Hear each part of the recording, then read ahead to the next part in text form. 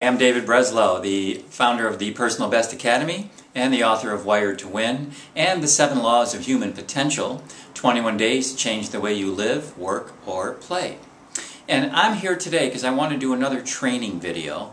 And to tell you the truth, I'm on the internet quite a lot, like a lot of you are, and I scour a lot of the social sites and also YouTube and other things to get information. And one of the things I notice quite a lot is that there are a lot of people talking about change. And they're asking this question: why is there so much resistance to change? And also, why is it so hard for people to change?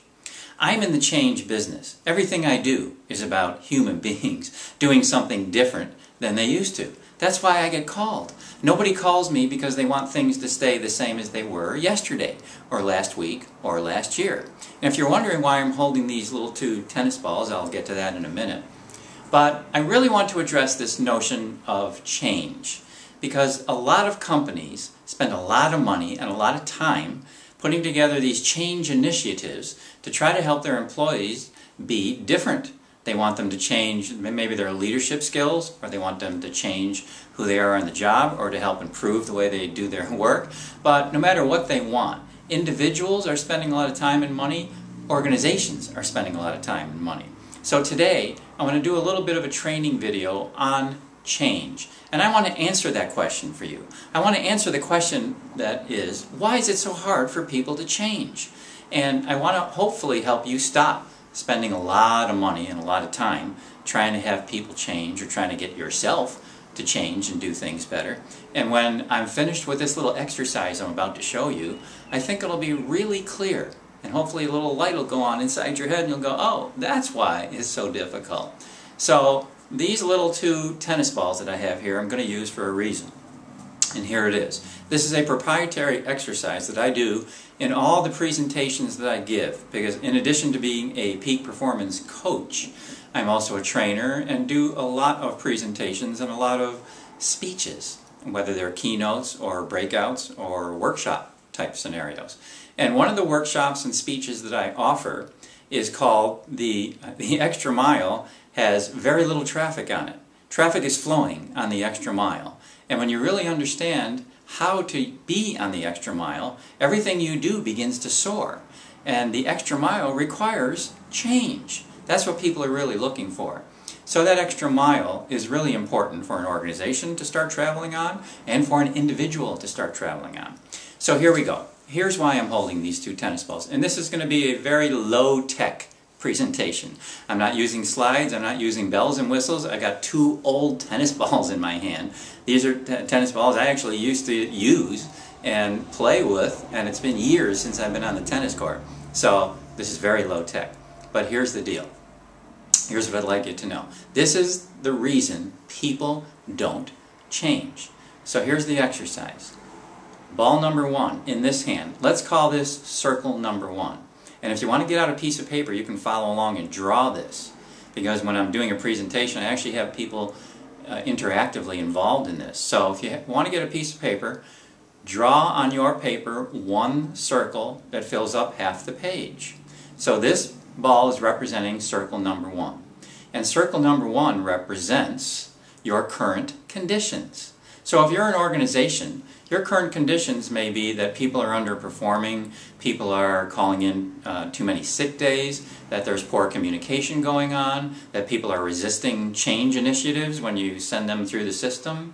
Or if you're an individual, they could be things like, gee, I procrastinate, or I lose confidence, and I don't follow through on things like that. Your current conditions. These are the things that are holding you back. These are the negative things, the obstacles that are holding you back. So if you can, I'd like you to list 3 things, or think about 3 things, honestly, that are holding you back from getting what you want.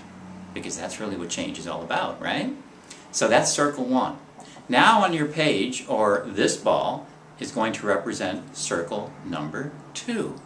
Now, circle number 2 represents what you want. So in circle number 2, you're going to list 3 things that you want.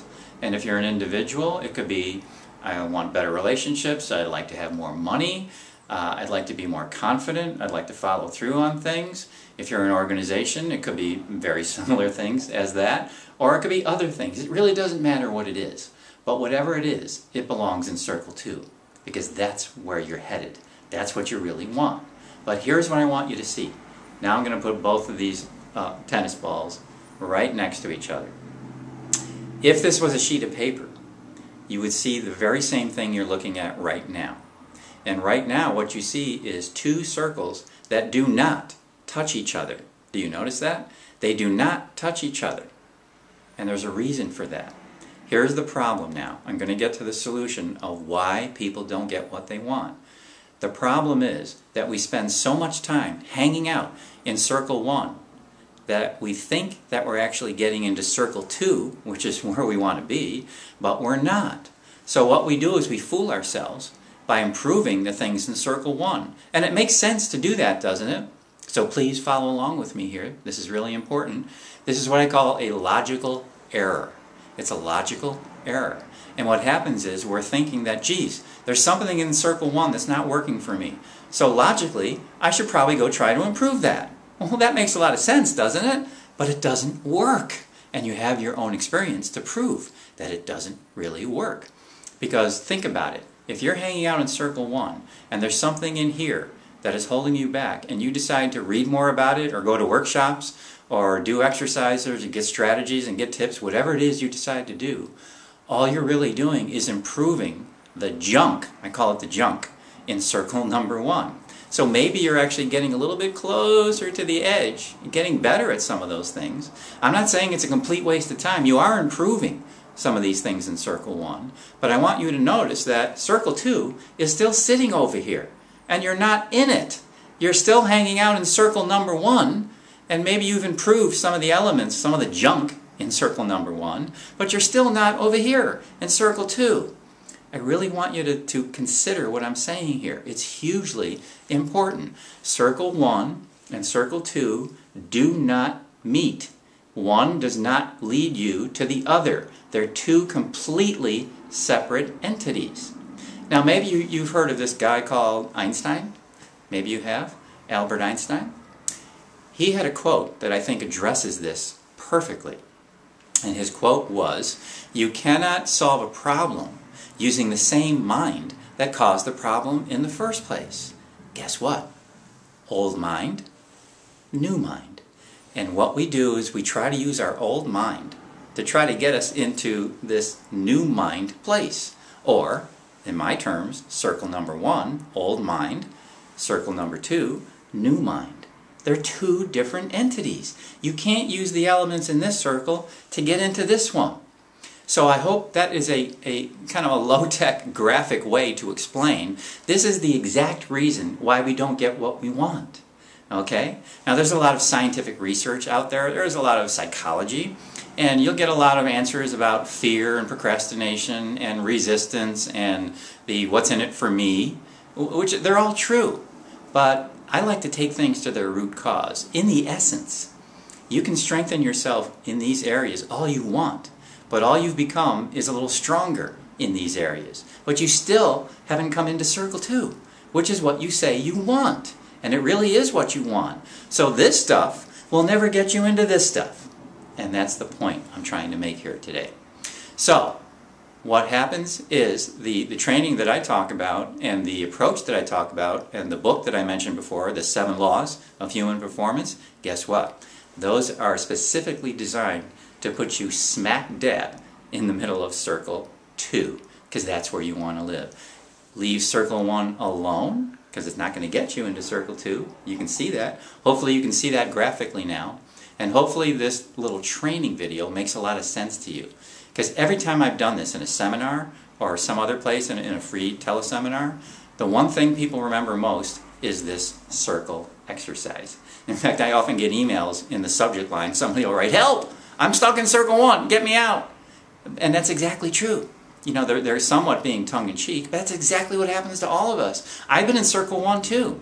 I still step into circle 1, but I know now how to get into circle 2 and do it more easily and do it more regularly. And so can you if you're an individual, and so can you if you're an organization. So, you're welcome to contact me if you like. You can reach me on an email at dave@davebreslow.com, BRESLOW.com, or you're welcome to visit the website. The link will be below this video.